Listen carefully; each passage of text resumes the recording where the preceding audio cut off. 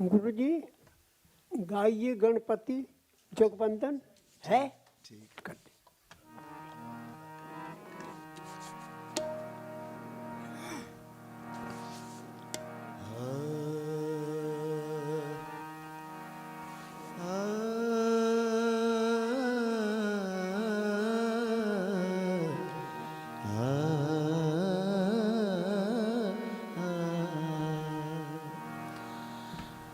गाइए गणपति जगवंदन, गाइए गणपति जगवंदन, शंकर सुवन भवानी नंदन, शंकर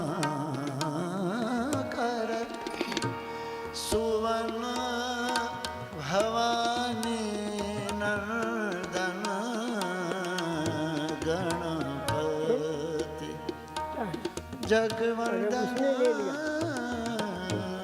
गाइए गणपति।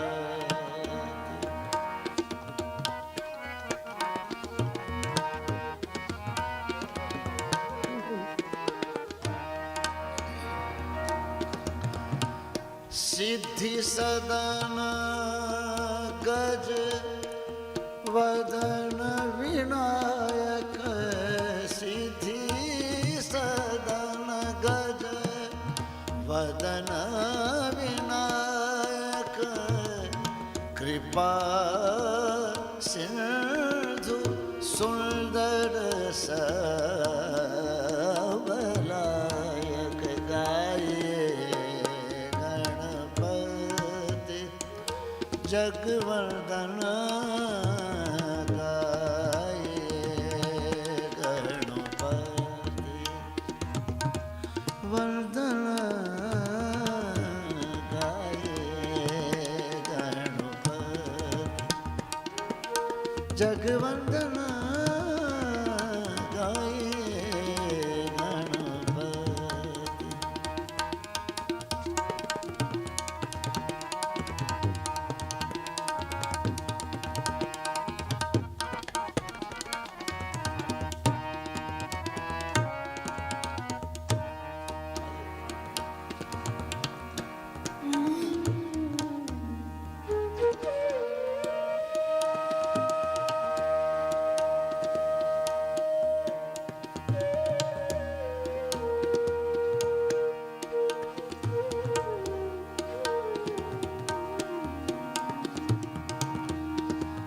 मोदक प्रिय मुद मंगल दाता, मोदक प्रिय मुद मंगल दाता, विद्या वारिधि बुद्धि विधाता,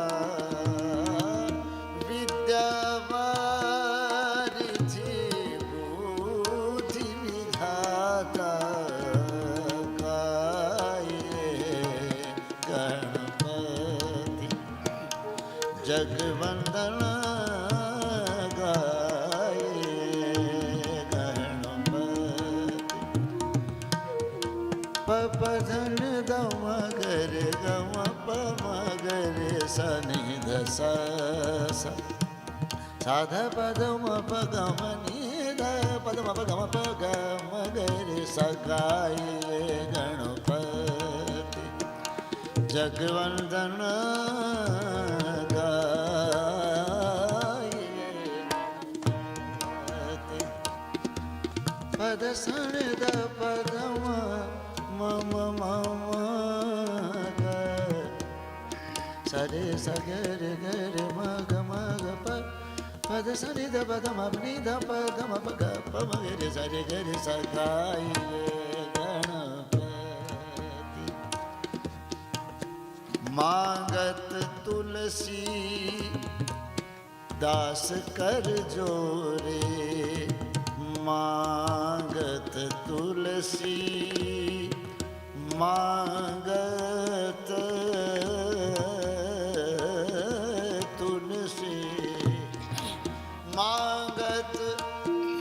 तुलसीदास कर जोरे मांगत, तुलसीदास हो कर जोरे बसहु राम सिय मानस मोरे, बसहि राम सिय मानस। मांगत तुलसी, मांगत तुलसी, मांगत तुलसी, मांगत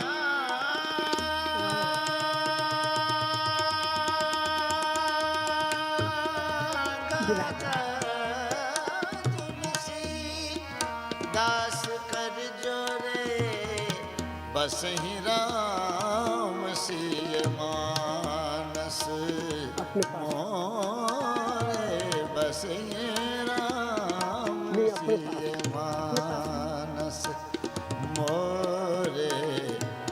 गाइए गणपति जगवंदन, गाइए गणपति। प प पद नि ध म म म म प प प म प ग म ग रि स नि स ध नि स प ग रि स रि प ध नि ध पद म प ग म ध प म ग म ग रि स रि नि स ध नि स।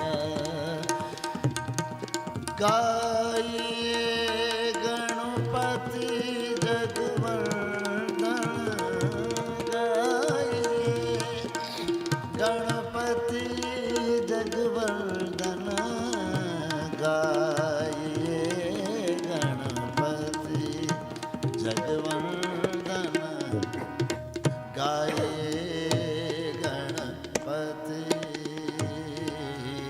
गणपति। कर्म योग की चर्चा हो और कर्मण्येवाधिकारस्ते मा फलेषु कदाचन वाला श्लोक न बोला जाए, ये होता ही नहीं। पहले दिन जब सुधीर सचदेवा जी कुछ टेस्ट कर रहे थे माइक का, तो कर्मण्येवाधिकारस्ते इन्होंने बोल दिया। लेकिन मित्रों, जिस कारण से यह श्लोक प्रसिद्ध हुआ है वो कारण गलत है।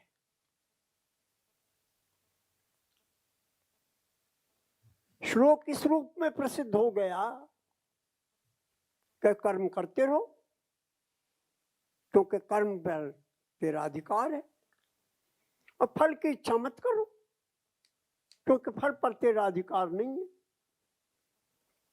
बस फल की इच्छा किए बिना जिंदगी भर कर्म करते रहो, ये इस श्लोक का अभिप्राय है। और उसके आगे मैनेजमेंट के लोग कुछ और भी जोड़ देते हैं कि अगर फल पे दृष्टि रखोगे तो कर्म ठीक से नहीं हो पाएगा।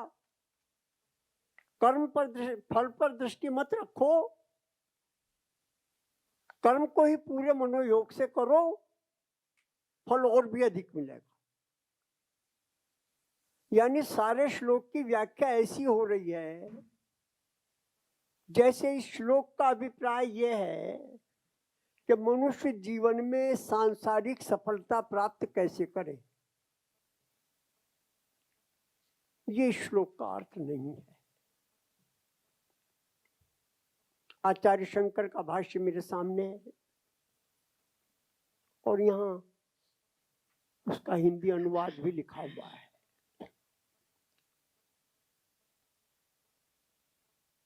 कर्मण्येवाधिकारस्ते का अर्थ है,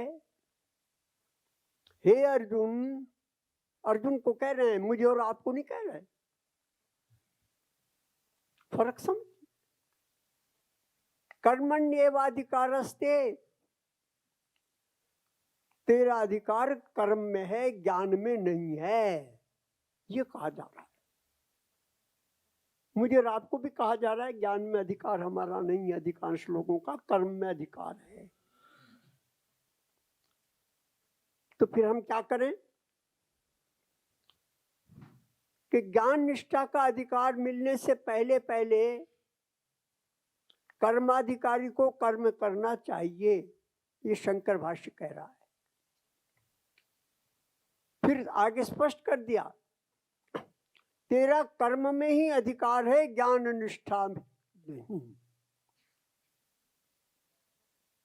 ज्ञान निष्ठा में अधिकार अर्जुन का क्यों नहीं है, मेरा आपका क्यों नहीं है? क्योंकि हमारा चित्त शुद्ध नहीं है। चित्त में स्वार्थ बुद्धि पड़ी हुई है, और ये स्वार्थ बुद्धि जो स्थायी तत्व है, आत्म तत्व, उसमें नहीं जाने देती, क्योंकि आत्म तत्व से कोई स्वार्थ सिद्ध नहीं होता। ये बात हम कह चुके हैं पहले। स्वार्थ सिद्ध कहां से होता है? सांसारिक ज्ञान से स्वार्थ सिद्ध होता है, सांसारिक पदार्थों से स्वार्थ सिद्ध होता है। तो जब तक हमारे मन में स्वार्थ है, हम आत्मा की ओर जाएंगे नहीं, ब्रह्म की ओर जाएंगे नहीं, तो ज्ञान में हमारा अधिकार नहीं बनेगा। We are not deserving candidate for knowledge. तब तक क्या करें कि जो स्वार्थ बुद्धि है, इसे हटाने के लिए फल की बात छोड़ दें, कर्म करें। अरे जब फल की बात ही छोड़ दी तो कर्म क्यों करेंगे? क्योंकि शास्त्र का आदेश है। शास्त्र का आदेश का पालन करना, duty for the sake of duty, बात खत्म। तो शास्त्र का आदेश है कि मैं अपने वर्ण आश्रम के अनुसार कर्म तब तक करूं जब तक मेरी स्वार्थ बुद्धि नष्ट न हो जाए, यानी चित्त की शुद्धि न हो जाए।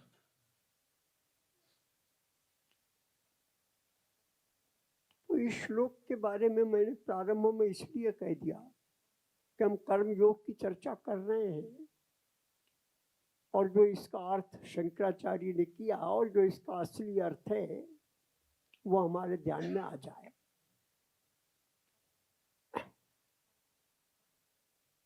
ज्ञान की प्राप्ति से पहले कर्म का प्रयोजन है चित्त की शुद्धि। चित्त की शुद्धि का अर्थ है स्वार्थ बुद्धि का नाश। स्वार्थ बुद्धि के नाश का अर्थ है संसार के पदार्थों के प्रति वैराग्य। ये कर्मयोग है। संसार के पदार्थों के प्रति स्वार्थ बुद्धि का नाश तब जब हम आत्मचिंतन करेंगे तो सांसारिक पदार्थ बीच में विक्षेप पैदा नहीं कर पाएंगे। अन्यथा सांसारिक पदार्थ बीच में विक्षेप पैदा करते रहेंगे, क्योंकि सांसारिक पदार्थों से ही स्वार्थ सिद्ध होता है, और स्वार्थ हमारे अंदर से अभी गया नहीं।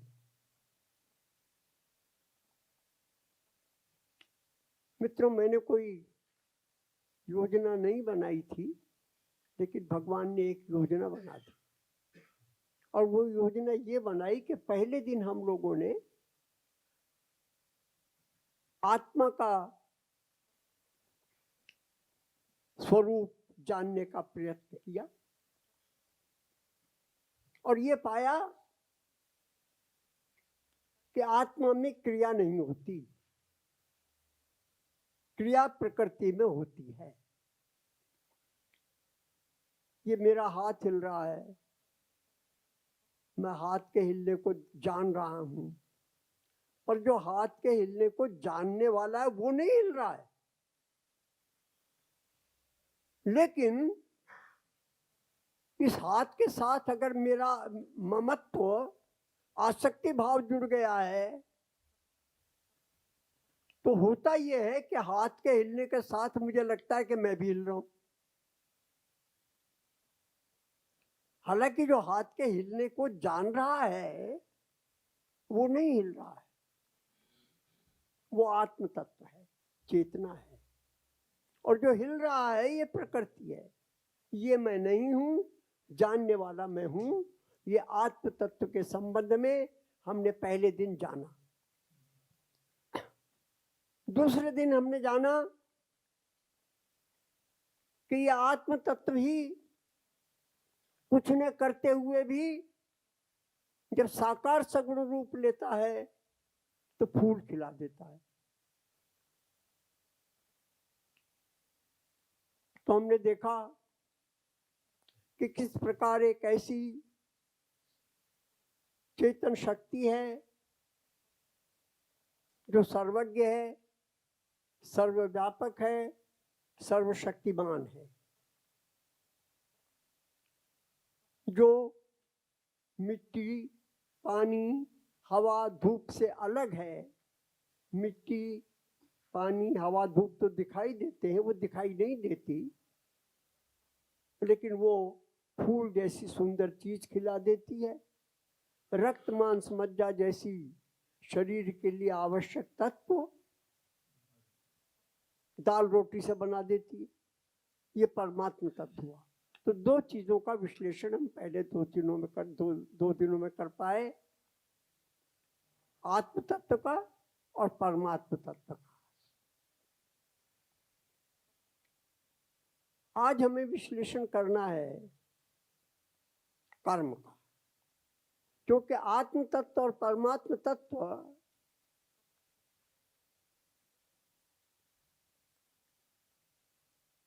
ज्ञान का विषय है। उसको जो हमने अपना मोटो रखा था, सिद्धांत और प्रयोग, आत्म और परमात्मा सिद्धांत पक्ष है, कर्म उसका प्रयोग पक्ष है। अब इस कर्म के क्षेत्र में जब हम प्रवेश करें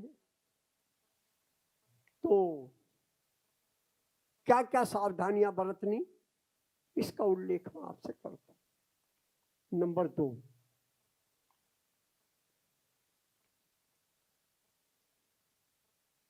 इंद्रियाणि हयानाहु विषयांश तेषु गोचरान आत्मेन्द्रिय मनोयुक्तम भोक्तेत्याहुर्मनीषिणे आत्मानं रथिनं विद्धि शरीरम रथमेव तु बुद्धिम तु सारथिम विद्धि मनः प्रग्रहमेव च।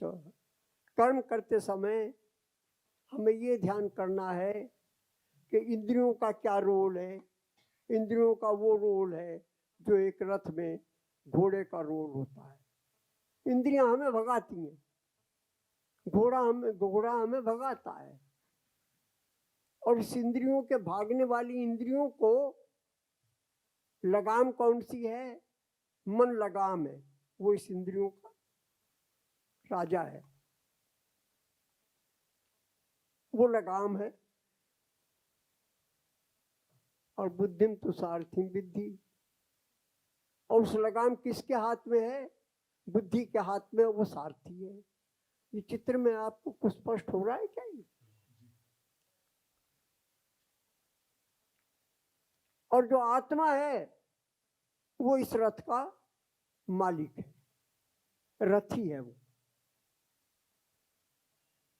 अब इसमें देखें, अपन कर्म के सिद्धांत में जब अपन चलेंगे और इंद्रियों से, ज्ञानेंद्रियों से और कर्मेंद्रियों से कर्म करेंगे तो दो विकल्प बनते हैं।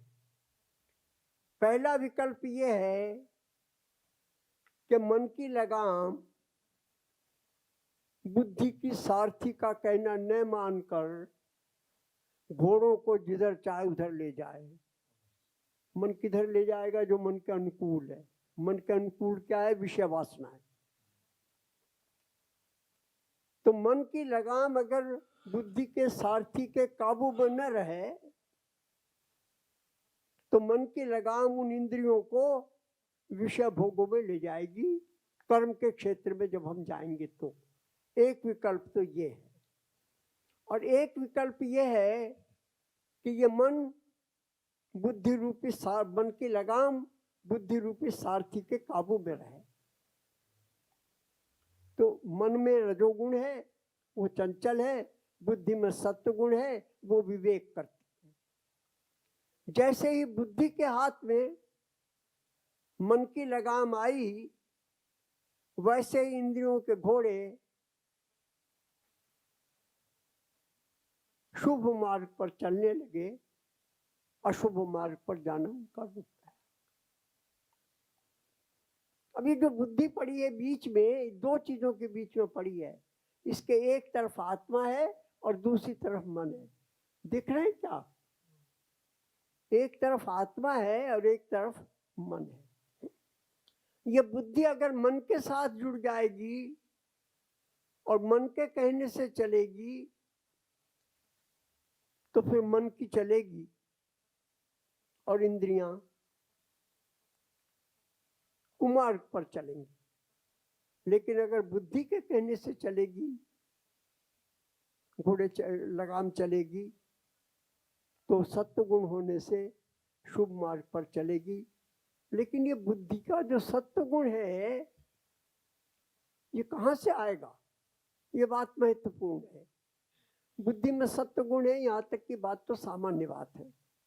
ये बुद्धि का सत्व गुण ऊपर इससे है आत्मा गुणातीत।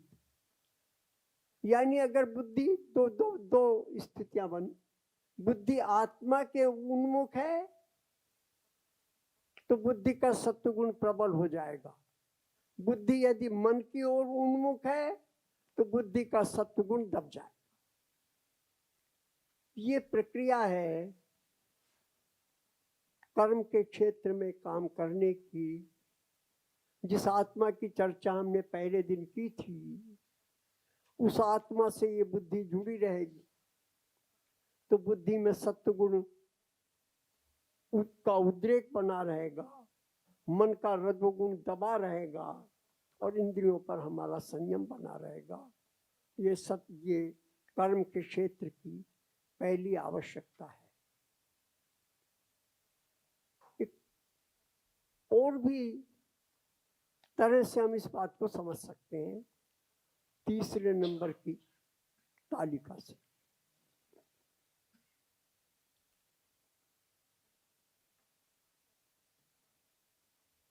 विषय है, मन है और आत्मा है। मन पानी की तरह है, आत्मा प्रकाश की तरह है। पानी में वो प्रकाश प्रतिबिंबित हो रहा है। अगर वो मन का जल स्थिर है तो चित्त स्थिर बना रहेगा। लेकिन विषय वायु के समान है।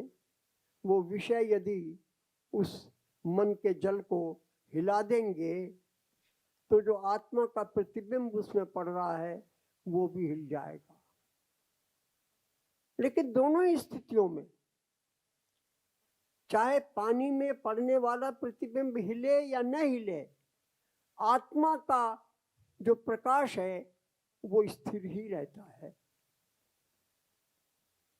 ये उस समता की बात कर रहे हैं जो समता हम सब में बिना प्रयत्न के हमेशा बनी हुई है। ध्यान कर लें, बार बार जब ये कहा जाता है समता में रहें, समता में रहें, तो समता दो प्रकार से है। एक प्रकार तो ये है कि समता का हम प्रयत्न करें,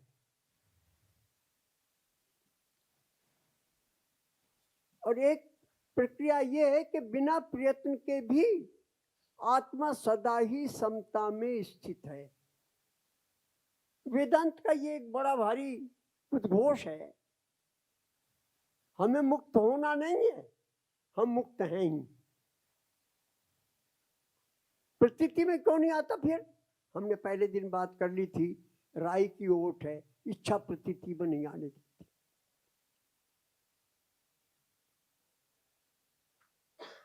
इसलिए आचार्य शंकर बार बार कह रहे हैं कि कर्म से मोक्ष नहीं होगा। कर्म का अभिप्राय यह है कि कोई चीज प्राप्त नहीं है, उसे प्राप्त करना है। ये कर्म की डेफिनेशन है।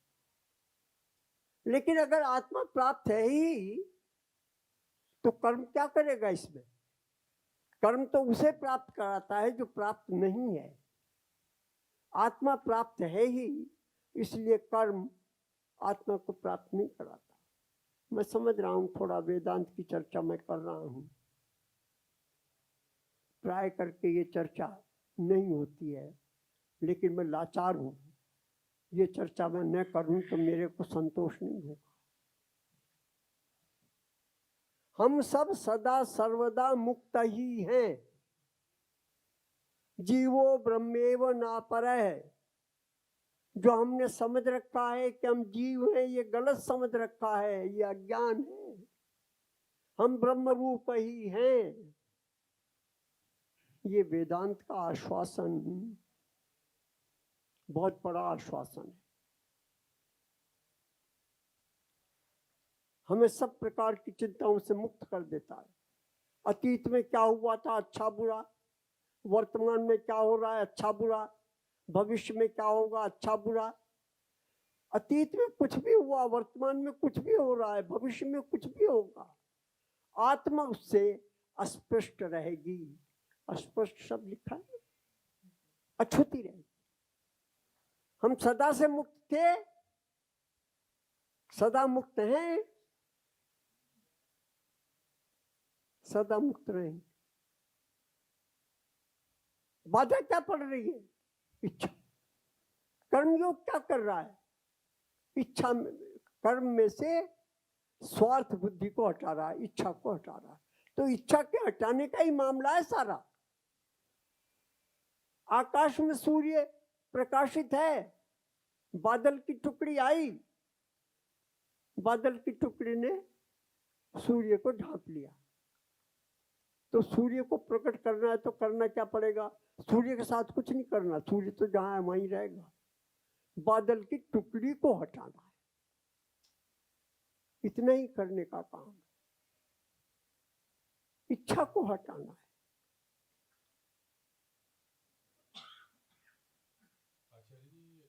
स्पष्ट होना चाहिए और स्पष्ट होना चाहिए। हाँ,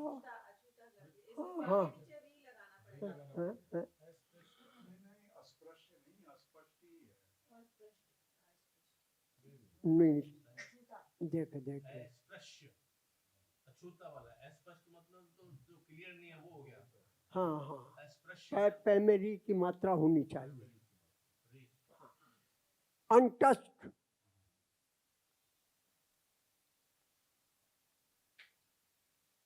तो जब ऐसी बात आ जाती है तो मुझे लगता है मेरी बात समझी जा रही है। अगर समझी नहीं जा रही तो ये पता ही नहीं चलेगा क्या हो गया। सही कर दिया तुमने। अरे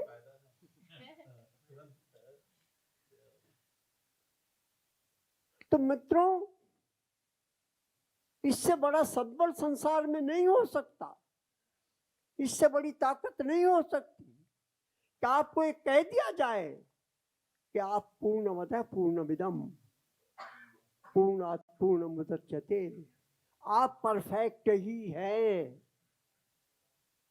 अगर कहीं इम्परफेक्शन नजर आ रही है तो नजर इसलिए आ रही है कि इच्छाओं से जो चीजें मिलने वाली हैं वो पूरी नहीं मिली हैं। तो हमें लग रहा है कि पैसा पूरा नहीं मिला तो मैं अधूरा हूं, ज्ञान पूरा नहीं मिला तो मैं अधूरा हूं, मकान बढ़िया नहीं मिला तो मैं अधूरा। ये अधूरापन सब हमें, सांसारिक चीजों का जो अधूरापन है वो हम अपने पर सुपर इम्पोज कर लेते हैं, अध्यारोपित कर लेते हैं, और उसके अधूरेपन को अपना अधूरापन मानकर दुखी होते रहते हैं। इसे अध्यारोप और अपवाद कहते हैं वेदांत वाले। माने सांसारिक पदार्थों की कमी को हमने अपने ऊपर सुपर इम्पोज कर लिया है। हम तो परफेक्ट ही हैं, लेकिन सांसारिक पदार्थ तो इम्परफेक्ट ही हैं। वो इम्परफेक्ट जो हैं सांसारिक पदार्थ, वो हमने जो अध्यारोपित कर लिए हैं, गीता का वेदांत का काम है उस अध्यारोप को, उस सुपर इम्पोजिशन को हटा दे। यही अज्ञान से ज्ञान का प्रकट हो जाना है।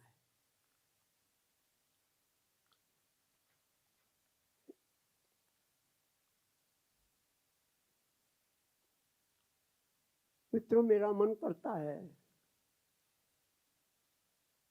कि कभी कभी कोई बढ़िया बात कर दूं तो फिर मेरा स्वागत भी होना चाहिए।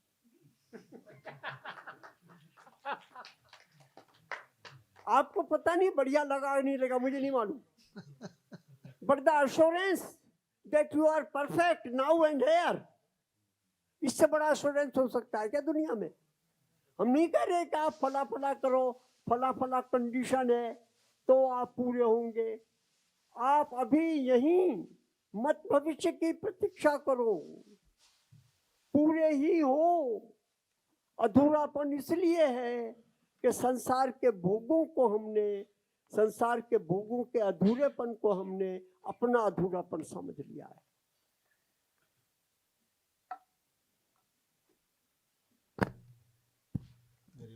आप कुछ भजन कर दी कुछ बीच में, ये होता रहेगा।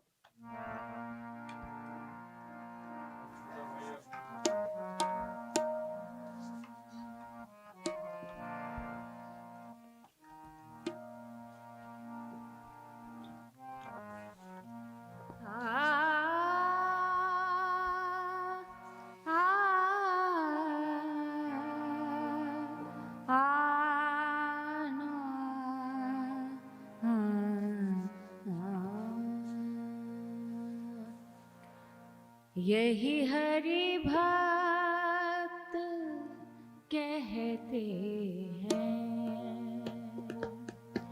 यही हरि भक्त कहते हैं,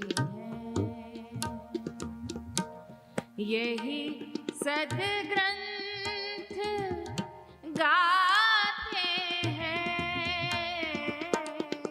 यही हरि भक्त कहते हैं,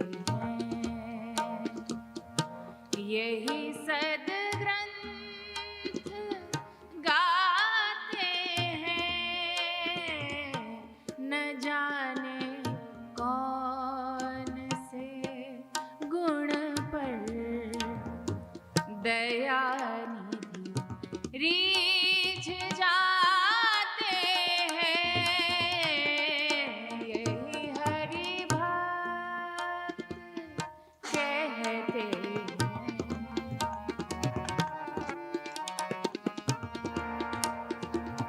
नहीं स्वीकार करते हैं निमंत्रण नृप सुयोधन का, नहीं स्वीकार करते हैं निमंत्रण नृप सुयोधन का। विदुर के घर पहुँच कर भोग छिलकों का लगाते हैं, यही हरि भक्त कहते हैं।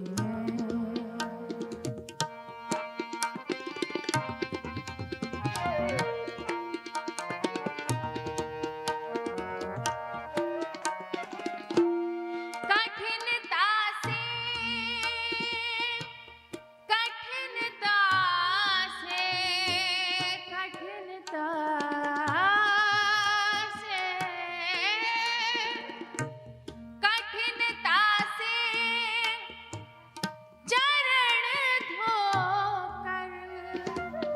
मिले कुछ बिंदु विधि हर को, कठिनता से चरण धोकर मिले कुछ बिंदु विधि हर को, वो चरणों तक स्वयं केवट के घर जाकर लुटाते हैं। यही हरि भक्त कहते हैं, यही सद्ग्रंथ गाते हैं।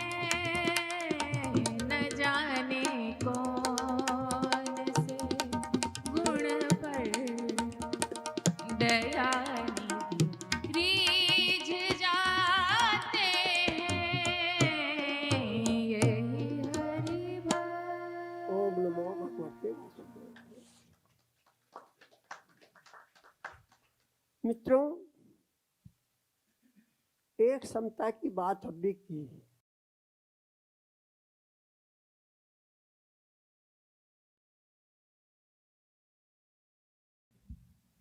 लेकिन एक समता हमें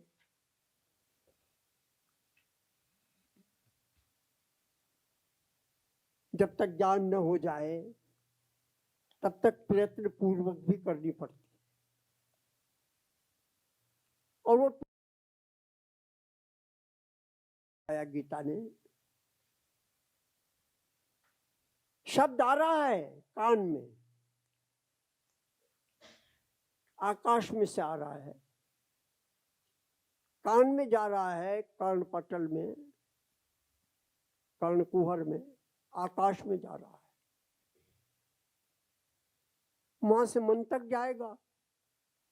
मन फैसला करेगा ये शब्द अच्छा है कि अनुकूल है कि प्रतिकूल है। बुद्धि उसको विश्लेषण करेगी कि भाई मन तेरे को जो अनुकूल प्रतिकूल लग रहा है वो सचमुच अनुकूल प्रतिकूल है या नहीं है। लेकिन शब्द अनुकूल हो या प्रतिकूल हो, आकाश ही आकाश में कार्य कर रहा है। आकाश से आने वाला शब्द, आकाश में होने वाली कर्णेंद्रिय वहां तक जा रहा है। गुणाः गुणेषु वर्तन्ते।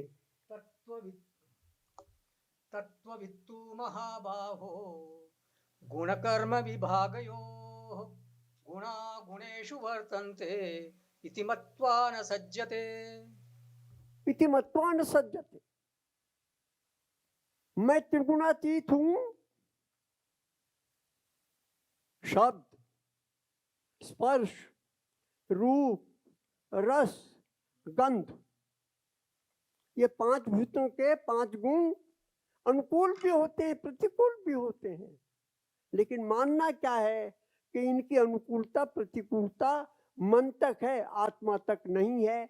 ये मानकर आत्मा को समता में स्थिर रखना है। ये प्रयत्न पूर्वक समता है। एक समता तो आत्मा में है ही है,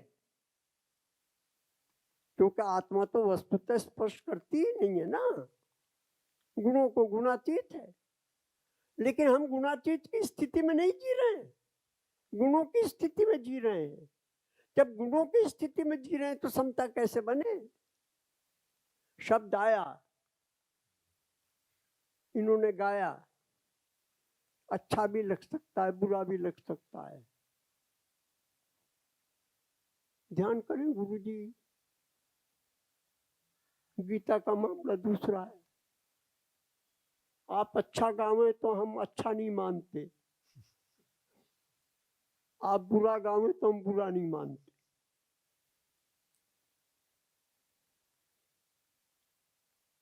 तो कभी कभी आपको निराशा हो सकती है कि ये वाह वाह तो कर ही नहीं रही, क्या हो रहा है, हमने इतना बढ़िया गाया। कर देना चाहिए वाह वाह, पर वो वाह वाह करना भी शब्द है, आत्मा से कुछ वाह वाह नहीं होती।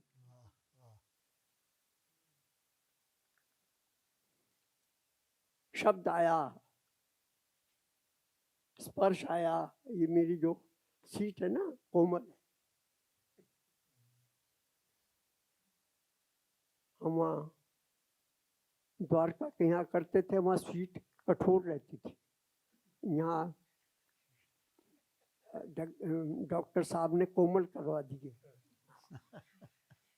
वहाँ कठोर थी तो स्पर्श के लिए कठोर थी, यहाँ कोमल है तो स्पर्श के लिए कोमल है। मेरे लिए ना कठोर है ना कोमल। तो वहां दुख नहीं, यहाँ सुख नहीं, यही तो समता है।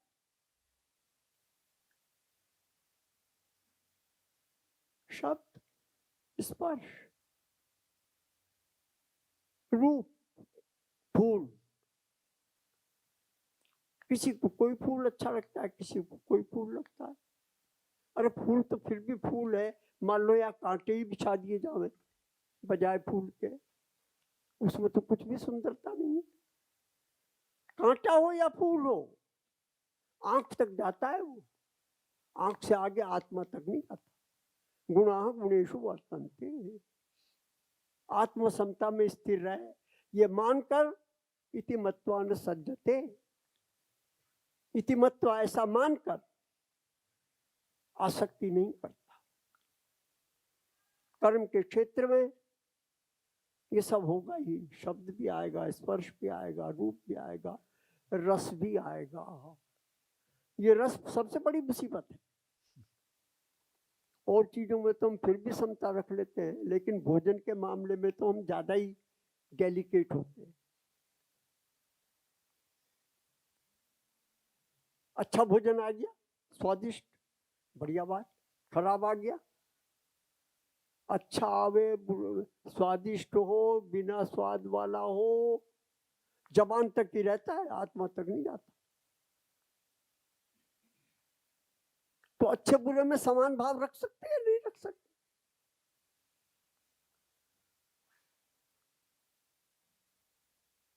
शब्द, स्पर्श, रूप, रस और गंध,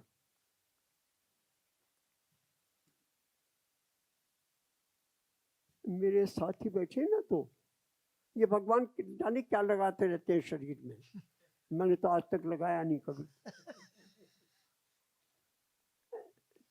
इनका दोष नहीं है, पीढ़ी है, इन्हें गंध चाहिए शरीर में। वो सुगंधित ही होता होगा, दुर्गंध तो क्यों लगाने लगे?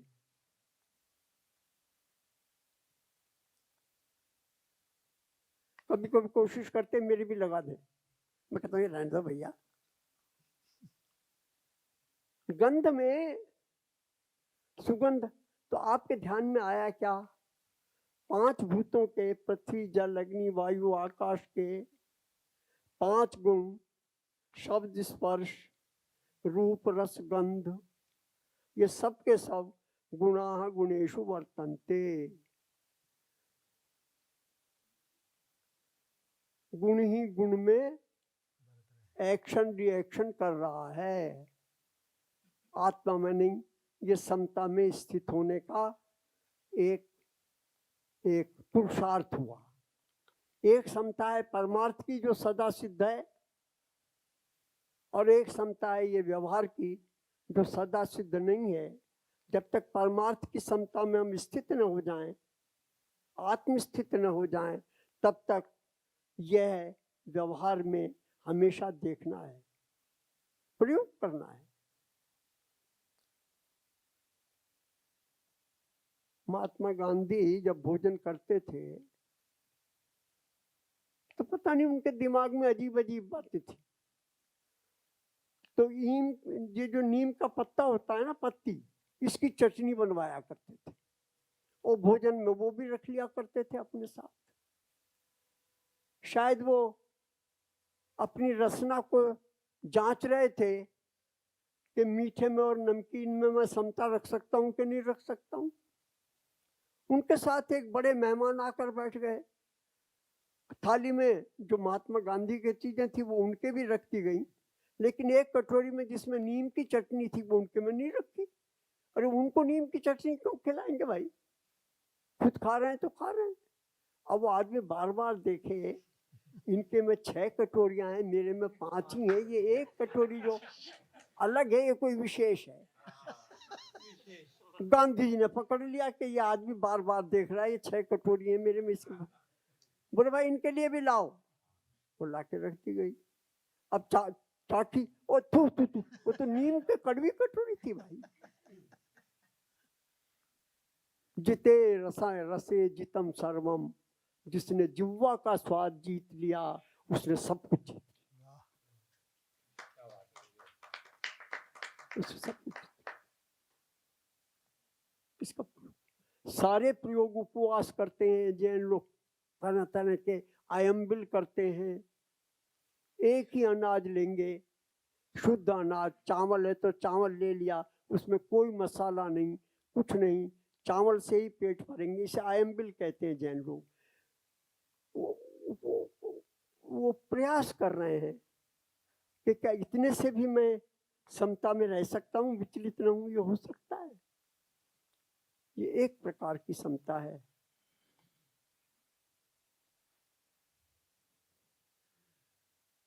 मित्रों,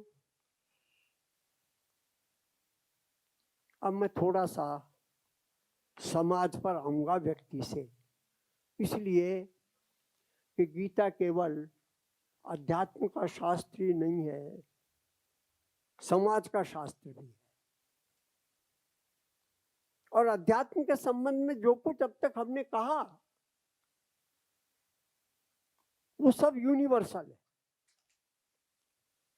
इंद्रियों के विषयों पर संयम करना, इसका हिंदू मुसलमान ईसाई से कोई संबंध है क्या? सबकी इंद्रियां हैं, सबके विषय, सबको समता रखनी है। कृष्णम वंदे जगत गुरु, ये जगत गुरु है भाई। ये उस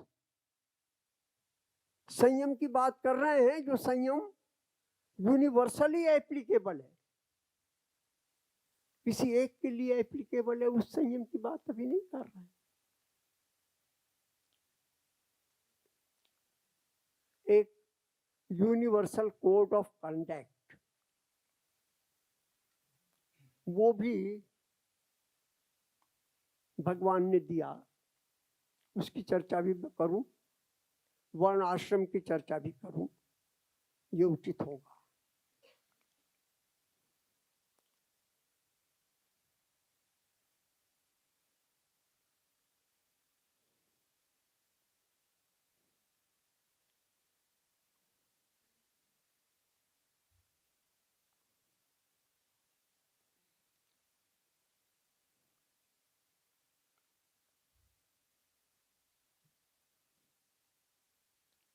सर 18वें अध्याय का शुरू से थोड़ा पाठ कर दें। संन्यासम महाबाहो।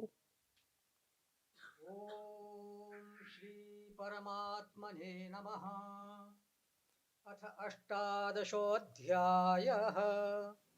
अर्जुन उवाच संन्यासस्य महाबाहो तत्त्वमिच्छामि वेदितुम् त्यागस्य च ऋषिकेश पृथक् केशिनिसूदन।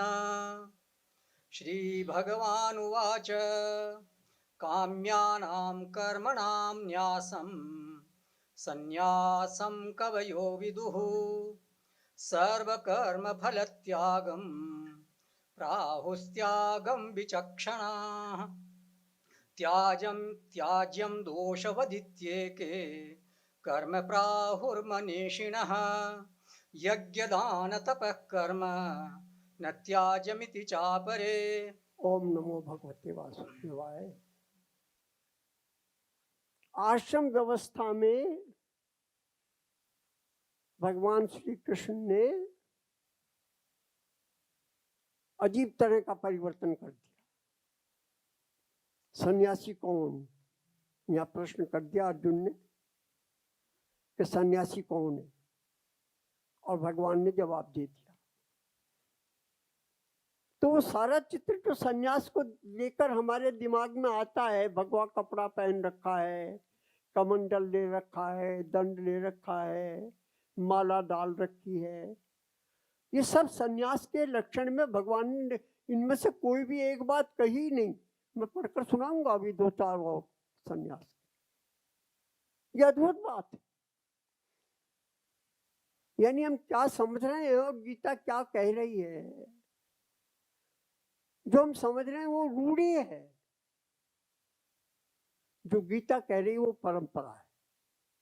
रूढ़ी और परंपरा में अंतर जानते हैं क्या? रूढ़ी माने मैकेनिकली फॉलो कर रहे हैं। चलो भैया संन्यास लेना है, लो भाई नाई को बुलाओ, सिर उठवाओ, ये 2-4 मंत्र पढ़ो, आहुति दो, लो कपड़े इनके बदलो, ये भगवा कपड़े पहनाओ, इसको दंड दे दो, इसको कमंडल दे दो, संन्यास हो गया। ये जो संन्यास हो रहा है ये रिचुअल है, ये स्पिरिचुअल नहीं है। ये तो एक कर्मकांड कर रहे हो भाई तुम संन्यास का। बुरा नहीं है, लेकिन इस रिचुअल के साथ स्पिरिचुअल भी होना चाहिए।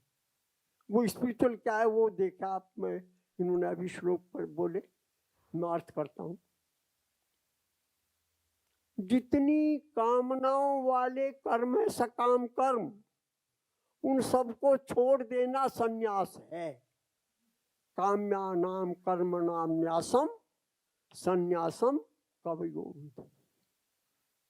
संन्यास की परिभाषा दे दी भाई।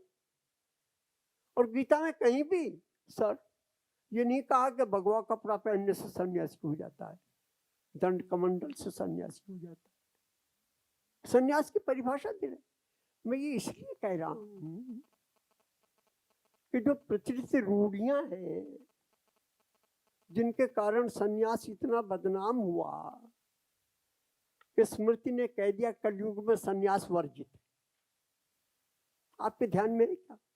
कुछ कली वर्ज गिना रखे, कलयुग में कौन कौन सी चीजें वर्जित है, उनमें सन्यास भी वर्जित कर दिया।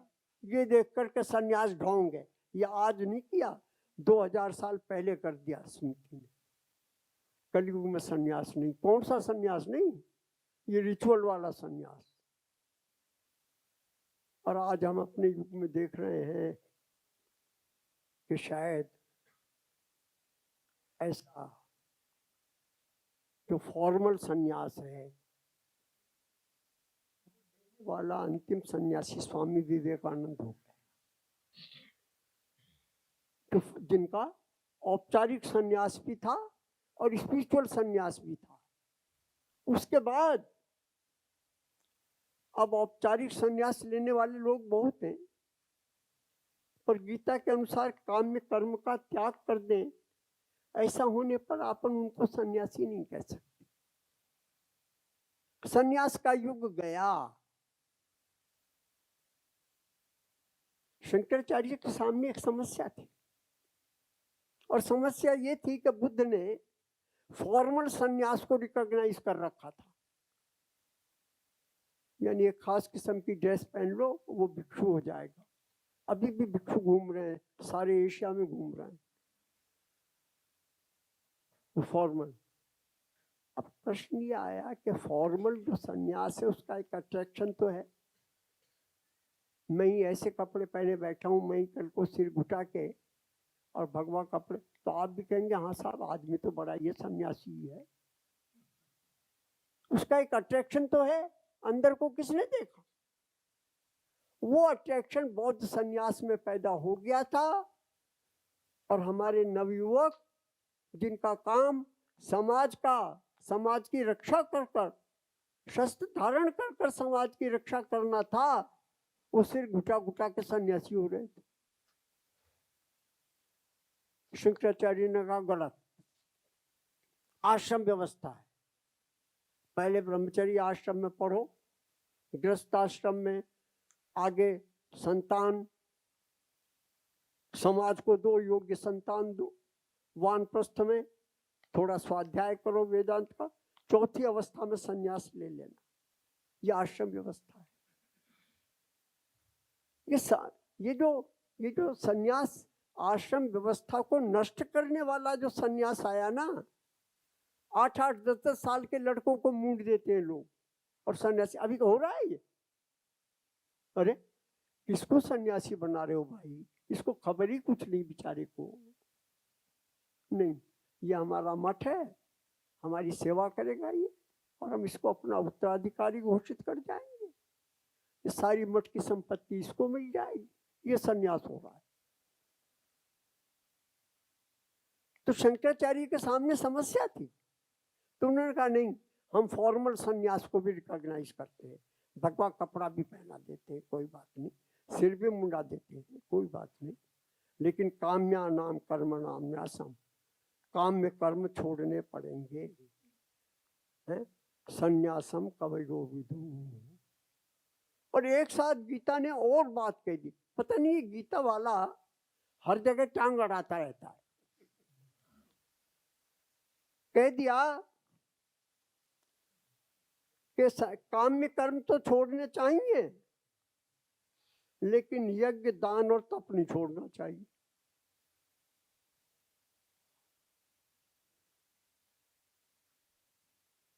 कहाँ है मैडम? मैडम कहाँ है? हाँ हाँ हाँ, दान।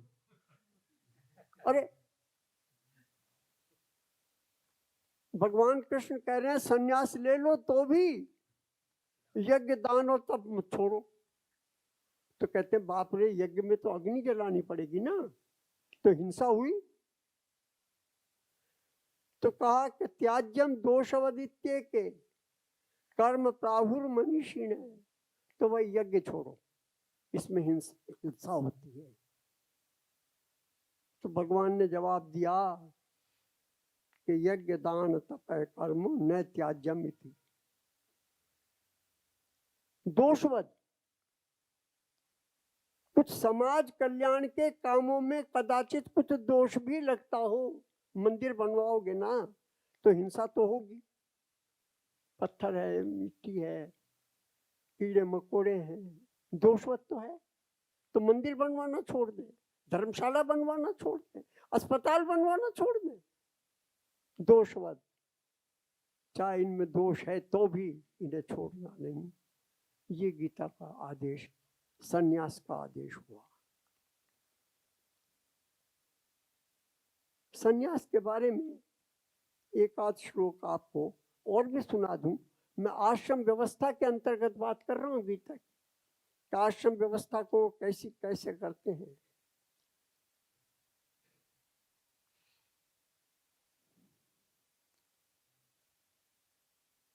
न कर्मणा मनारंभात नैष्कर्म्यम, न कर्मणा मनारंभात नैष्कर्म्यं पुरुषोष्णुते, न च संन्यसनादेव सिद्धिं समधिगच्छति। या फिर सन्यास आ गया। कर्म के छोड़ देने मात्र से सन्यास नहीं हो जाता, सिद्धि प्राप्त नहीं हो जाती। तो किससे सिद्धि प्राप्त होती है फिर? कर्म के छोड़ने, इससे सिद्धि प्राप्त होती है कि कर्म प्रकृति में हो रहे हैं, मुझ में नहीं हो रहे, इसलिए मैं इन कर्मों से अस्पृष्ट हूं। इस ज्ञान से सिद्धि प्राप्त होती है। कर्म से कर्म के छोड़ देने से, कर्म करे न करे, कर्म न करना भी कर्म है, संकल्प है, मैं कर्म नहीं करूंगा, ये भी एक कर्म हो गया। तो कर्म करने न करने से सन्यास का संबंध नहीं है। सन्यास का संबंध है मैं कर्मों का करता हूं या नहीं हूं।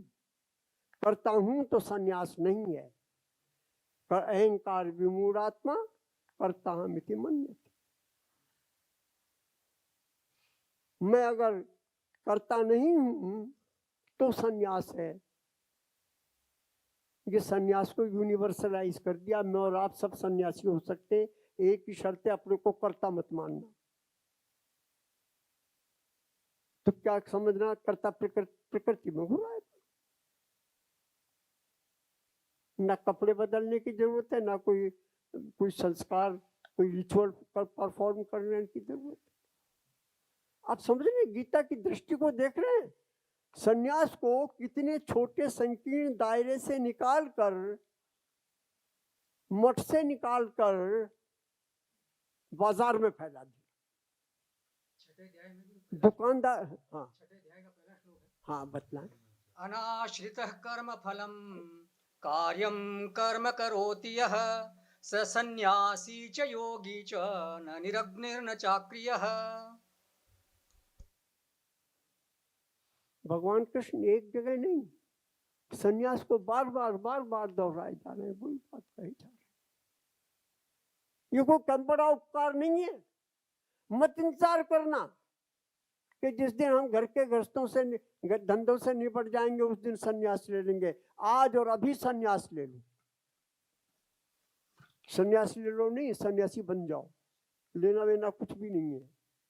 मान लो जो भी कर्म हो रहे हैं, व्यापार हो रहा है, नौकरी हो रही है, मारपीट हो रही है, कुछ भी हो रहा है, प्रकृति में हो रहा है, मुझ में नहीं हो रहा है, सन्यास हो गया।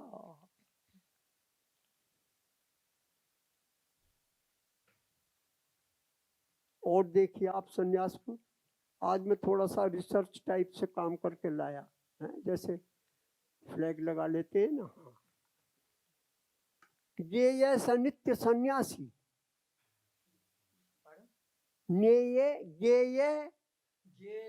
सनित्य सन्यासी, ज्ञेयः स नित्य सन्यासी यो न द्वेष्टि न कांक्षति निर्द्वन्द्वो हि महाबाहो सुखम बंधात् प्रमुच्यते। न द्वेष्टि न कांक्षति, किसी से द्वेष नहीं करता, किसी से कोई इच्छा नहीं रखता। उसको क्या कहा? सन्यास के पहले विशेषण लगा दिया, नित्य सन्यासी है वो। समझे आप? इस विशेषण का अभिप्राय समझ गए ना? नित्य सन्यासी है, मन तो हमेशा ही सन्यासी है। ये भगवान श्री कृष्ण ने गीता में चीजों में कितना रिवोल्ट कर दिया, क्रांतिकारी परिवर्तन कर दिए। इसका अनुमान सबको नहीं होता, हम जैसों को होता है, क्योंकि हम जानते हैं कि गीता से पहले सन्यास क्या हो रहा था, और गीता के बाद भी सन्यास क्या होता रहा, और आज भी सन्यास क्या हो रहा है। और भगवान ने सन्यास के लिए क्या कह दिया।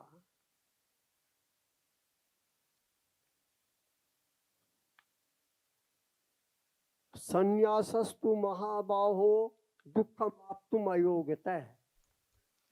संन्यासस्तु महाबाहो दुःखमाप्तुम् अयोगतः योग युक्तो योग युक्तो मुनिर्ब्रह्म न चिरेणाधिगच्छति। सन्यास की परिभाषा दी सो दी, मुनि की भी परिभाषा दी दी साथ के साथ।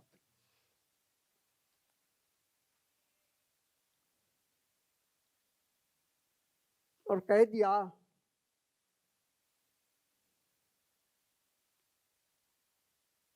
कि ये सन्यास जिसकी चर्चा मैं कर रहा हूं वो सरल नहीं है। सिर मुंडाना, भगवा कपड़ा पहन लेना सरल है, इसमें कुछ कठिनाई नहीं है। लेकिन योग से युक्त हो जाना, ब्रह्म से जुड़ जाना, योग युक्तो मुनिर ब्रह्म, ये मुनित्व है। दुःखमाप्तुम् अयोग्यतः, इसका प्राप्त करना कठिन है।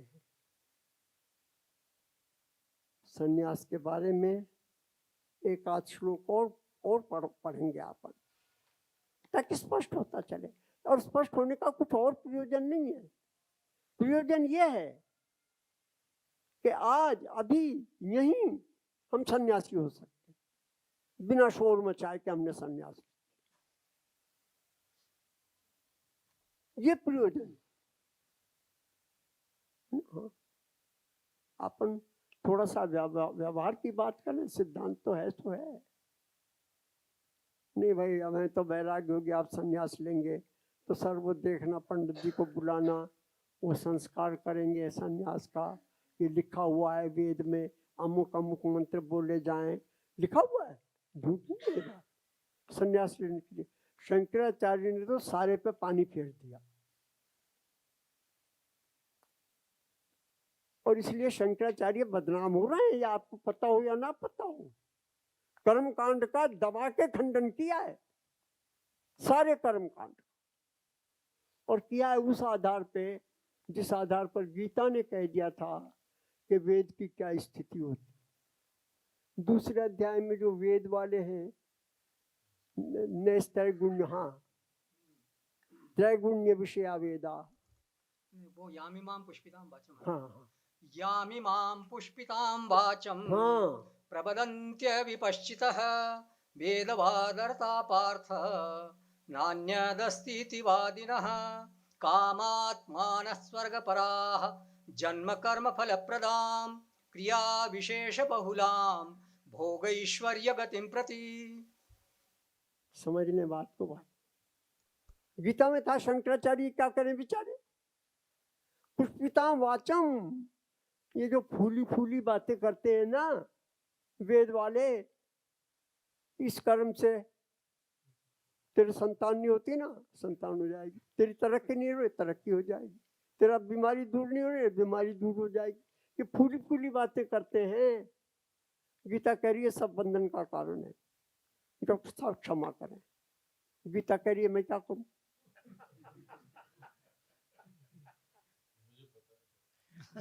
आपको पता है?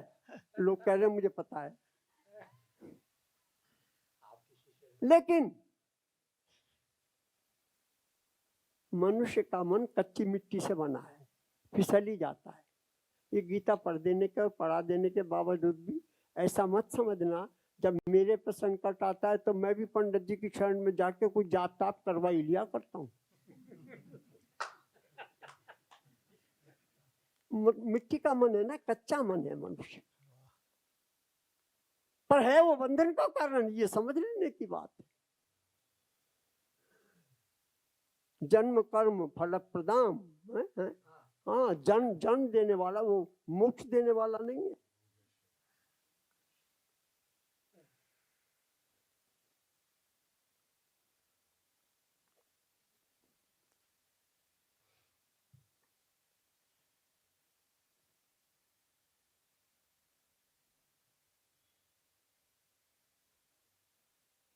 अठारवा ऐसा, नियतस्य तु संन्यास है कर्मणो नोपपद्यते। नियतस्य तु संन्यासः कर्मणो नोपपद्यते मोहातस्य परित्यागः तामसः परिकीर्तितः। लो कर लो बात। नियत वर्ण आश्रम व्यवस्था के अंतर्गत जो आपका कर्तव्य नियत कर दिया गया है, आप कहेंगे हम तो संन्यास ले लिया, अब हमें काय का कर्म वरम, हमें तो कुछ करना नहीं। कहते हैं ये संन्यास उचित नहीं है। ये त्याग कौन सा त्याग है? तामस त्याग है। भाई मैंने तो दुनियादारी छोड़ दी, अब ये बच्चों को संभला दिया सब मामला, यार मुझे क्यों परेशान करते हो? अरे परेशान करते हो नहीं करते हो, आप जिस जगह बैठे हो वहां अपने कर्तव्य से च्युत नहीं होना है।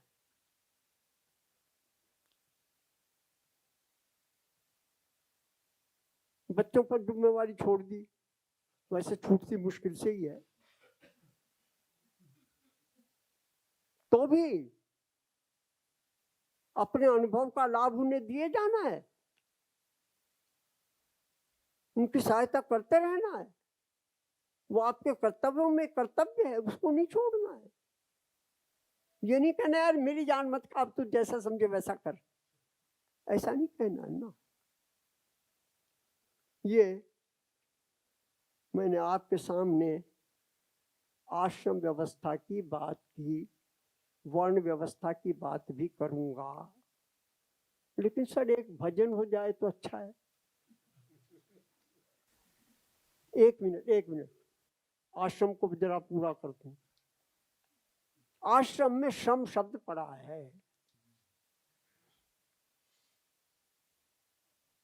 आश्रम का अर्थ है श्रम करना, ये कर्म हो गया ना।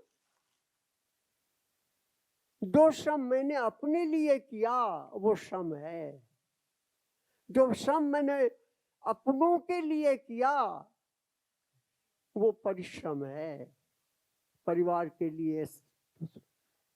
जो मैंने अपने पराये का भेद किए बिना सबके लिए किया वो आश्रम है।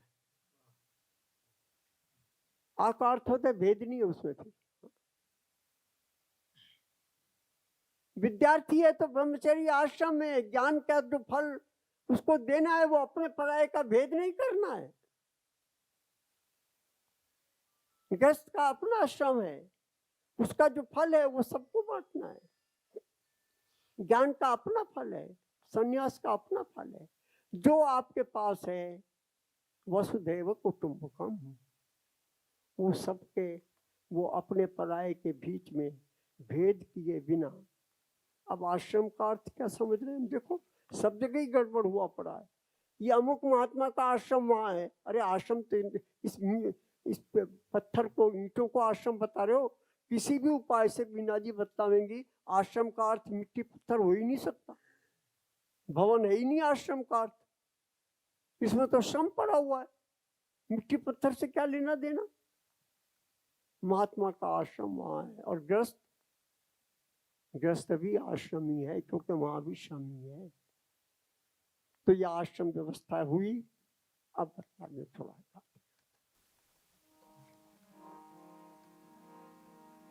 हाँ 1 मिनट, रोली जी को मैं ये सोच रहा हूं कि कल भक्ति है, आप अगर सहमत हो तो भक्ति के दिन आपका करवा में तो ज्यादा बढ़िया रहेगा ना। वो भक्ति है आपकी। हाँ अभी हम कर्म पर चल रहे हैं, कल भक्ति पर आएंगे अपन, ज्यादा दूर नहीं है, भक्ति कल ही है ना, इतवार है, उस दिन आपका करेंगे, ज्यादा अच्छा रहेगा। आज कर्म में उसका तालमेल जरा कम मिलेगा। करें। भज रघुवर श्याम युगल चरणा, भज रघुवर श्याम युगल चरणा, भज रघुवर श्याम युगल चरणा, चरणा श्याम युगल चरणा।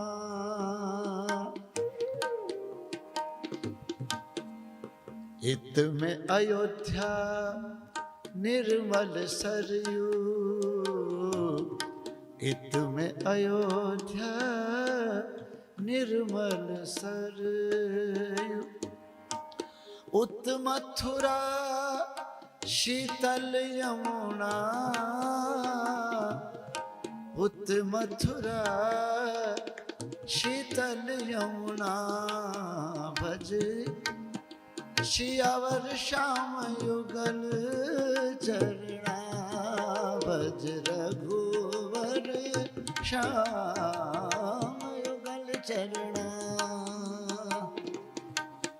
इत दशरथ जी के कुंवर कहाए, उत नंद जू के है ललना, इत कौशल्या गोद खिलाए, उत यशोमति झुलावे पलना, भज रघुवर श्याम युगल चरणा, भज रघुवर श्याम युगल चरणा। इत में राज विभीषण दीनो, उत में उग्रसेन को हो कियो अपना, इत में राज विभीषण दीन्हा, उत में उग्रसेन को कियो अपना, इत तुलसी उत सूर कहावत, इत तुलसी उत सूर कहावत, चरण कमल चित धरना भज रघुवर श्याम युगल चरणा भज रघुवर श्याम युगल चरणा श्याम युगल चरणा श्याम युगल चरणा।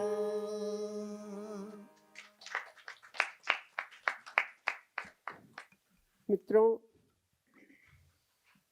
जैसे सन्यास को भगवान ने यूनिवर्सलाइज कर दिया, सन्यास के जो लक्षण अभी हमने सुने वो अमेरिका का आदमी भी पालन करे, भारत का भी करे, कोई आपत्ति नहीं।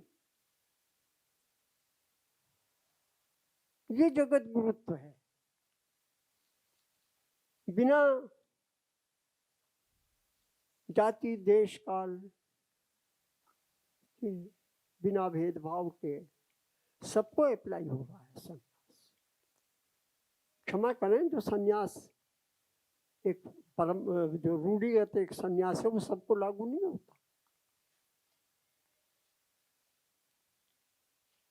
वो तो पता नहीं, शंकराचार्य तो ये कह रहे हैं वो केवल ब्राह्मण ही सन्यास का अधिकारी है। उन्होंने तो बिल्कुल ही सीमित मामला कर रखा है, पर गीता ने नहीं किया। शंकराचार्य की अपनी समस्याएं थी। हर आदमी अपने युग में जीता है, अपने युग की सीमाओं में जीता है। कृष्ण अपने युग का अतिक्रमण कर गए हैं। जिस युग में वो जी रहे थे उस युग में ऐसा यूनिवर्सल दृष्टिकोण था नहीं, वो भविष्य की बात कर गए। आज भी वो दृष्टिकोण जो गीता ने दिया है उसके योग आज भी मनुष्य जाति नहीं बन पाई है। आज भी अपने पराये का भेद। ईसा मसीह की शरण में आ जाओगे, कल्याण हो जाएगा, आपने बांध दिया ना मामला। मोहम्मद साहब बांध दिया ना, ऐसा नहीं है औरों ने बांधा, हमने भी बांध रखा है। अलग अलग से शैव है, वैष्णव है, संप्रदाय है। मुझे बतलाया एक दक्षिण के विद्वान रामानंद, जगत गुरु रामानंदाचार्य विश्वविद्यालय में आए थे। वो शैव थे। तो उनसे किसी ने कहा कि जी आप विष्णु मंदिर में जाएंगे? उन्होंने कहा नहीं, मैं विष्णु मंदिर में तो नहीं जाऊंगा, मैं तो शैव हूं। सर, वो जो अपने साथी आए थे वो चले गए या वो चले गए हैं क्या? और नहीं, वो कोई बात नहीं, उनकी किताब थी, मुझे मालूम होता तो इंट्रोड्यूस कर देता मैं। कोई बात नहीं, उनकी अनुपस्थिति में करते। तुमने कहा मैं विष्णु मंदिर में तो नहीं जाऊंगा। तो बोले रामचरितमानस का पाठ, बोले रामचरितमानस का पाठ तो मैं नहीं करूंगा। ये घेराबंदी की हुई है हम लोगों ने। गीता उस घेराबंदी से बाहर जा रही, सन्यास को घेराबंदी से बाहर कर दिया। अब वर्ण को देखे घेराबंदी से बाहर कैसे किया। 3 गुणों के आधार पर कर दिया। चातुर्वर्ण्यम मया सृष्टम, गुण कर्म विभाग से बोल दिए थे। अब ध्यान करें, मनु ने कर्म को आधार बनाया, श्री कृष्ण ने कर्म को आधार थोड़ा सा बनाया, क्योंकि अर्जुन को युद्ध के लिए तत्पर करवाना था। तो कहा तू क्षत्रिय है, तेरे लिए तो युद्ध धर्म है, क्षत्रिय का धर्म है। तो ये कर्म से वर्ण को जोड़ा, एक जगह थोड़ा सा जोड़ दिया। लेकिन उसके बाद जब गुणों की बारी आई 18वें 17वें अध्याय में, तो गुणों के आधार पर आचार्य शंकर ने भी वहां पर भाष्य करते समय बड़ी उदारता बरती। वो संभवतः जन्म से वर्ण व्यवस्था के समर्थक थे। लेकिन जब गुणों की बात आई तो आचार्य शंकर ने अपने भाष्य में, ये शंकर भाषियां है, बड़ी उदारता बरती। उन्होंने कहा जिसमें सत्व गुण होता है वो ब्राह्मण है। पर मैंने शंकराचार्य को थोड़ा सा बदल के बोल दिया है। शंकराचार्य ने ये नहीं कहा था जिसमें सत्व गुण है वो ब्राह्मण है। उन्होंने ये कहा था जो ब्राह्मण है उसमें सत्व गुण है। आप इस भेद को समझ रहे हैं क्या हो रहा है? ये उलट पुलट हो गया मामला। यानी सत्व गुण जो है प्रॉपर्टी राइट हो गया ब्राह्मण का। मैंने इसको थोड़ा बदल दिया है, आचार्य शंकर को वाक्य को उलट फेर कर दिया है ताकि वो यूनिवर्सलाइज हो जाए। जिसमें सत्व गुण, अब सत्व गुण तो संसार में किसी भी मनुष्य में हो सकता है ना, उसका जाति कर्म से देश से क्या लेना देना है। जिसमें सत्व गुण है वो ब्राह्मण है।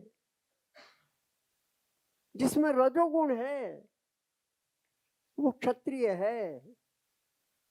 जिसमें रजोगुण और तमोगुण थोड़ा मिल गए वो वैश्य हो गया, लेकिन उसमें रजोगुण मुख्य है। जब रजोगुण और तमोगुण मिले और तमोगुण मुख्य हो गया तो शूद्र है। ये गाली नहीं दी जा रही। तमोगुण माने जिसमें आलस्य, करे धरे कुछ नहीं, अजगर करे न चाकरी, पंछी करे न काम, लिटरली आलसी जी। इसको गाली थोड़ा ही दे रहे हैं, ये तो सीधी सीधी बात कर रहे हैं। इस आधा ये जो गीता ने हमें मानदंड दिया व्यक्ति को नापने का,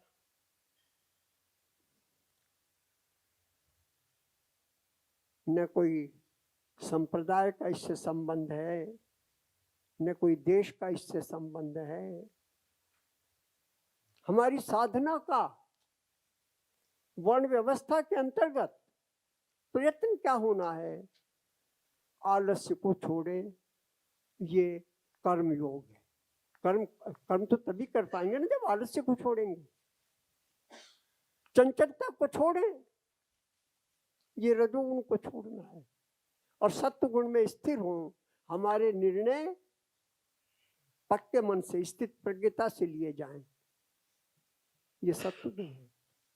अब मैनेजमेंट वाले इसको कैसे ढालेंगे मुझे नहीं पता, पर गीता दो बात कह रही है।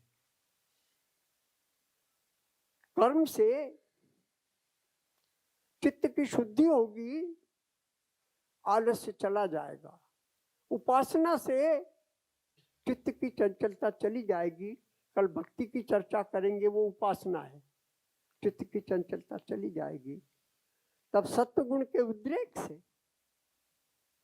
ज्ञान के उद्रेक से, समझदारी के उद्रेक से, बुद्धिमत्ता के उद्रेक से जो निर्णय लिए जाएंगे वो निर्णय सर्वोत्तम होंगे। ये एक universal code of conduct Gita ने हमें दी थी। मैं यूनिवर्सल पर बल दे रहा हूँ, इसलिए बल दे रहा हूँ कि संस्कृत के शास्त्र और सभी धर्मों के शास्त्र बांधते हैं आदमी को। गीता खोल रही है, इसलिए और प्रकार का शास्त्र मनु भी बांध देगा। ऐसा नहीं है कि कुरान और बाइबल ही बांधते हो। असल में जिसे हम रिलीजन कहते हैं वो बंधन का ही नाम है। रिलीजन बनता ही बंधन से है। उसको स्पिरिचुअलिज्म उस बंधन को तोड़ता है, अध्यात्म तोड़ता है, उसे अध्यात्म से तोड़ता है।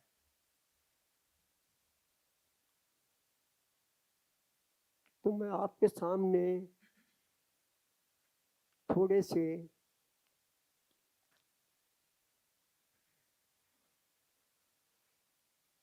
कर्ता के संबंध में वाक्य पढ़कर वाक्य सुना दूं। पांचवा, जो कर्ता सत्वगुण वाला है उसको देखें, वो निर्मल होगा, प्रकाशक होगा, अनामय होगा, लेकिन उसको भी बंधन एक बना रहेगा। ज्ञान का सुख। आचार्य शंकर से किसी ने पूछा कि जी आप सारे संसार को मिथ्या बताते हैं, शास्त्र में मिथ्या है क्या? बोले बिल्कुल मिथ्या है। तो बोले फिर ये चक्कर क्या है शास्त्र का? बोले और सब व्यसनों से शास्त्र का व्यसन अच्छा है ये भी व्यसन है। हाँ, ये जो सत्वगुणी होता है ना, उसे शास्त्र का व्यसन हो जाता है। थोड़ा बहुत मुझे भी हो गया। रात को 2 बजे आँख खुल जाए, कोई किताब उठा ली, अब नींद गई, सो गई।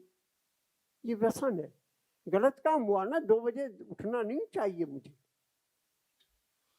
लेकिन वो व्यसन उठा देता है। रजोगुण वाला कर्ता का ये भैया सात्विक कर्ता होने का क्षण है। निश्चित रूप से ज्ञान के उत्कर्ष से कोई भी समाज और राष्ट्र आगे जाता है। पश्चिम जो आगे गया, इतिहास है उसमें। कैम्ब्रिज और हार्वर्ड और ये यूनिवर्सिटियां जो ज्ञान दे रही थी, उस ज्ञान से वो राष्ट्र आगे बढ़ गए असल। और उन्होंने एक काम और किया, इस ज्ञान का व्यापार भी करना चालू कर दिया। बड़ी बड़ी फीसें लगाकर पैसा भी कमा लेते हैं और ज्ञान देकर राष्ट्र को आगे भी बढ़ा देते हैं। एलोपैथी में ज्ञान का निरंतर विस्तार होता रहा, विकास होता रहा, नए आविष्कार होते रहे। हमारे देश में आयुर्वेद में अनुसंधान बंद हो, आविष्कार बंद हो गए। ये ज्ञान का निरोध हो गया, ज्ञान रुक गया, आयुर्वेद रुक गया, एलोपैथी बढ़ती रही। ये ज्ञान का, हमारा देश हो दूसरे का देश हो, सत्वगुण तो सत्वगुण है, तमोगुण तो तमोगुण है। रजोगुण वाला कर्ता कैसा होता है? आसक्ति के कारण काम करता है। मुझे देश को आगे ले जाना है, देशभक्ति, चलो, उसके लिए भगत सिंह फांसी पे ही चढ़ गया। ये दूसरा करता है। और तीसरा कर्ता कौन सा है? जो आलस्य में है, प्रमाद में है, निद्रा में है, उसके लिए बंधन ही बंधन। 3 प्रकार के कर्ता, ये एक कोड ऑफ कॉन्डक्ट। मैं वर्ण व्यवस्था की बात कर रहा हूँ, थोड़ा वर्ण व्यवस्था पे थोड़ा बोलूँगा भी। आज नहीं पूरा हो पाएगा तो शायद कल ले जाना पड़े कुछ विषय को, चिंता नहीं है। कर्ता 3 प्रकार के बता दिए। कर्म 3 प्रकार के, शास्त्रोक्त कोड ऑफ कॉन्डक्ट के अनुसार कर्तृत्व अभिमान रहित, मैंने किया इसी गो से मुक्त होकर, और फलेच्छा रहित, duty for the sake of duty, मैंने अपने कर्तव्य का पालन कर दिया, बात खत्म है। राजस्कर्ता कैसा होगा? मैंने किया, देखा मैंने कितने बड़े बड़े काम किए, अहंकार युक्त करता होगा। और तामसकर्ता कैसा होगा? बाय फेयर और फाउल मीन्स काम करना है मुझे, तो इसकी चिंता ही नहीं है, ऐसा कर्म।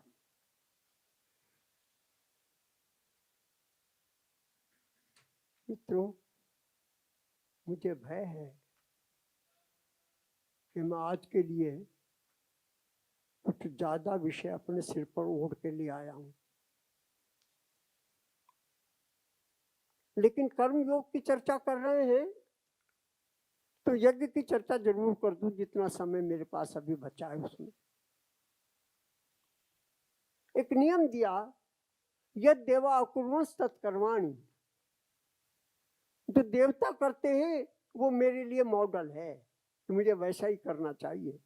देवता कैसे कर रहे हैं? अग्नि वायु आदित्य 3 देवता हैं। क्या कर रहे हैं?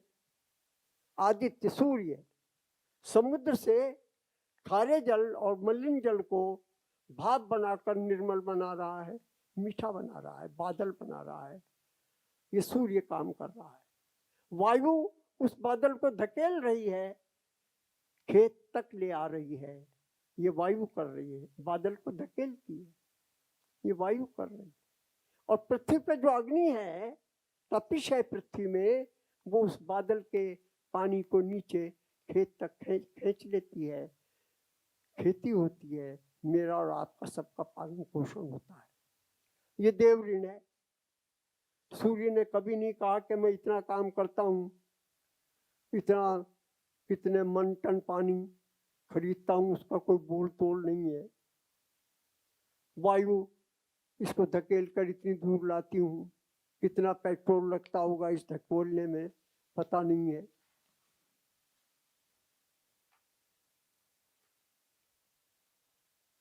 मुझे समाज में अपने काम इसी तरह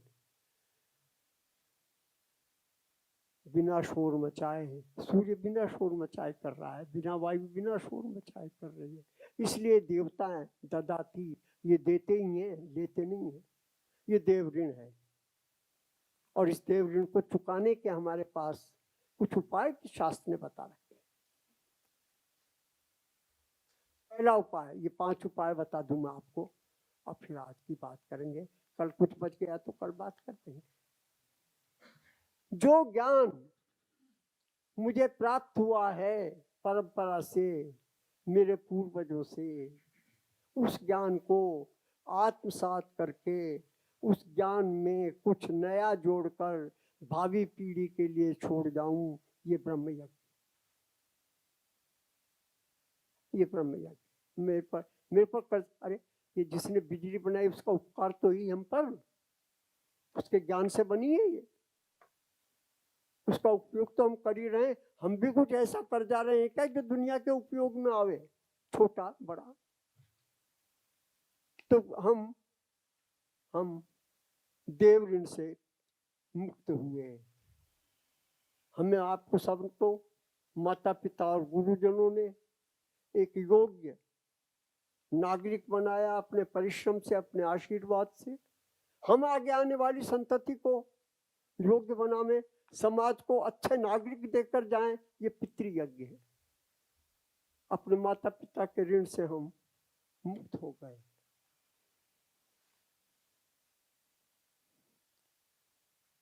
भूत यज्ञ भी है।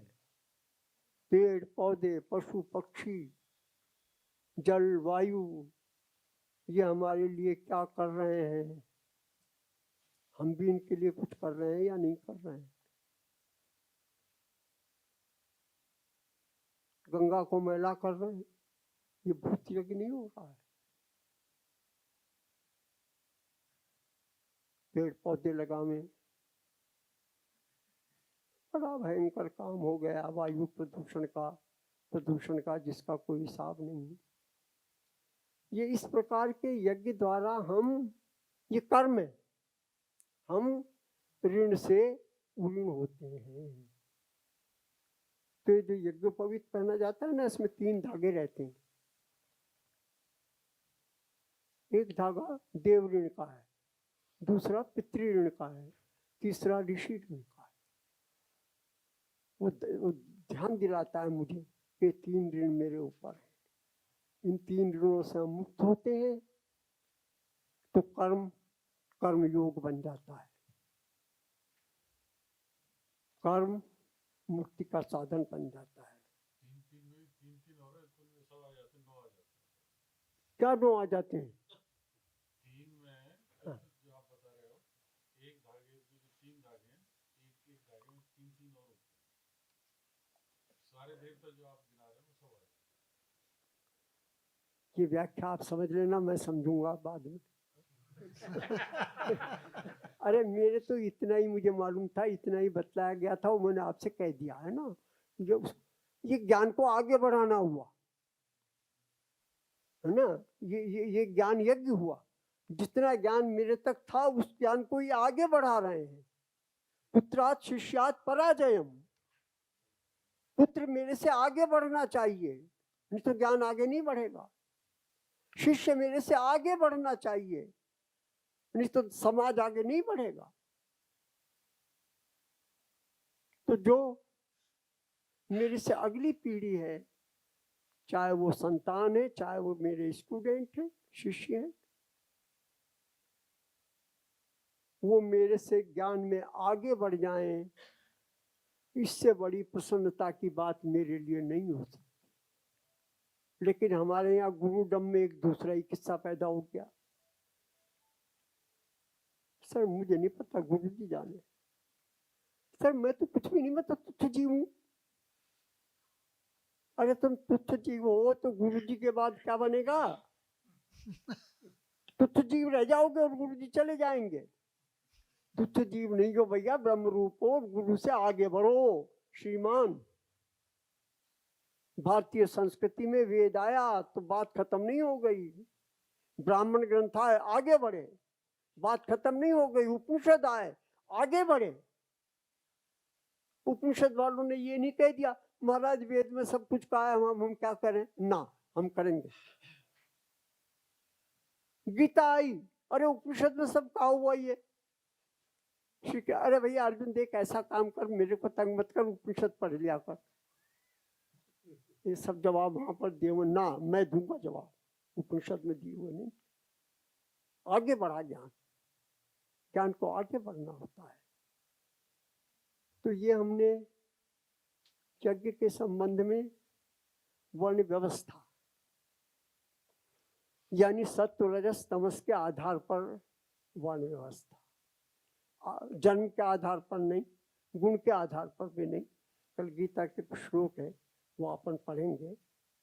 बहुत सारे श्लोक में लाया था, समय नहीं रहा, उनको कल पढ़ेंगे, अपन छोड़ेंगे नहीं उनको। तो गीता ने जो आश्रम व्यवस्था दी संन्यास के माध्यम से, उसे कर्मकांड से, रिचुअल से बाहर लाकर स्पिरिचुअल में डाल दिया। जो वर्ण व्यवस्था दी उसे कर्मकांड से, रिचुअल से बाहर लाकर ब्राह्मण के घर पैदा हो गया। ब्राह्मण रिचुअली तो हुआ, ये स्पिरिचुअल क्या है इसमें?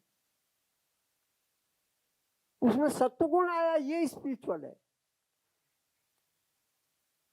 तो मनु ने जो कर रखा था, ब्राह्मण के 6 कर्म है, दान देना, दान देना, दान लेना, यज्ञ करना, यज्ञ कराना, वेद पढ़ना, वेद पढ़ाना। गीता में इनका उल्लेख ही नहीं बाबा।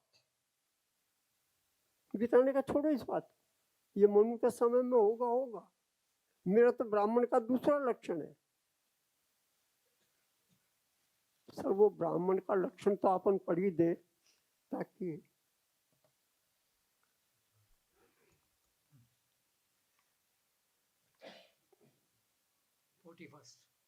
है 42वां श्लोक। हाँ बोले। शमोदमस्तपः शौचम क्षान्तिरार्जवमेव च ज्ञानं विज्ञानमास्तिक्यं ब्रह्म कर्म स्वभावजम। सारा पासा ही पलट दिया भैया। आप लोग पता नहीं अनुभव कर रहे हैं कि नहीं कर रहे। दान देना, दान लेना है ब्राह्मण का काम, यज्ञ करना, यज्ञ कराना, वेद पढ़ना, वेद पढ़ाना, ये कुछ नहीं। एक स्पिरिचुअल कोड ऑफ कॉन्डक्ट दे दिया ब्राह्मण के लिए। मैं कहे बात को इतने जोर से इसलिए रहा हूं कि आपके ख्याल में आवे कि गीता ने क्या रेवोल्यूशन कर दिया। कैसे? इसलिए मनु हमारे लिए पूज्य है, इतिहास का हिस्सा है, सतयुग का ऋषि है, लेकिन उसकी दुहाई अब हम कलयुग में नहीं दे सकते। और नहीं तो आपको बतला दूं, जब जब हमने उसकी दुहाई दी है हमने मार खाई है।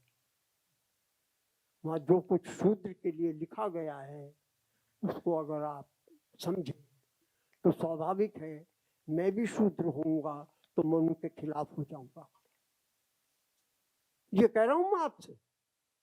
तब क्या करें उसको? मनु के युग का कॉन्स्टिट्यूशन था, वो इस युग का कॉन्स्टिट्यूशन गीता है। ध्यान में आ रहा है कि क्या कह रहा हूँ? हाँ, इस तरह बदलेगा मामला। सर थोड़ा सा समय का चूक होगा, एक भजन सुन लें। करीबा समय तो थोड़ा चूक के। किसी के हाँ काम सर, जो ये जो सज्जन आए थे गौरी शंकर गुप्ता जी, ये एक मिनट में, ये रहे हैं एम्बेसडर रहे हैं।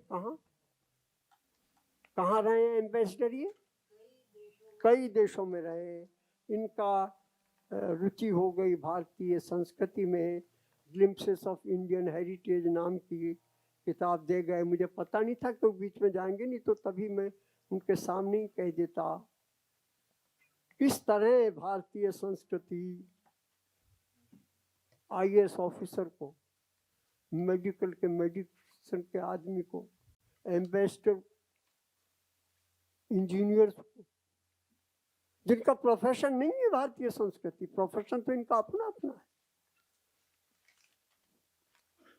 लेकिन ये जरूरत महसूस हो रही है कि भारतीय संस्कृति का ज्ञान सबके लिए है, भले ही उसका प्रोफेशन कुछ भी क्यों ना हो। ये अच्छा लक्षण है। और अब भारतीय संस्कृति संस्कृत के लोगों के दायरे से निकलकर बाहर जाएगी।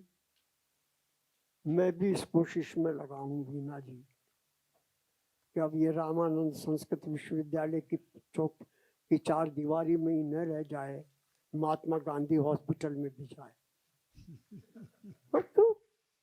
अरे इसमें जो बातें कह रहा हूँ वो क्या डॉक्टर के काम की नहीं है, वो पंडित के ही काम की है, तो तिलक छापे लगाता है। शायद उसके कम काम किए, वो तो इसका कुछ करेगा भी नहीं, वो अपनी दुनिया में जी रहा है। सर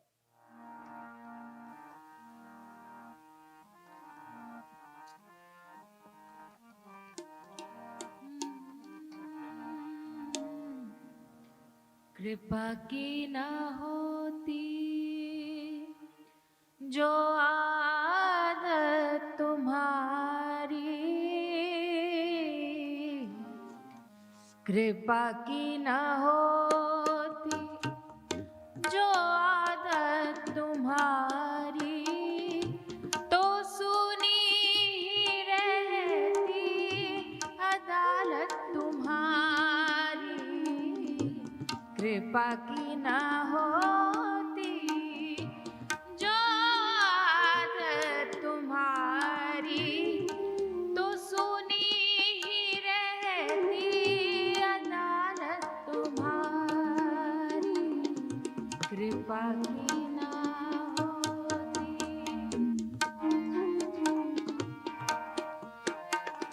जो दीनों के दिल में जगह तुम ना पाते, जो दीनों के दिल में जगह तुम ना पाते, तो किस दिल में होती हिफाजत तुम्हारी, तो किस दिल में होती हिफाजत तुम्हारी।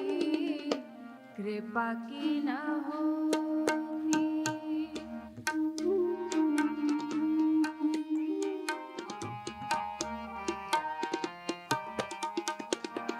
ना हम होते मुल्क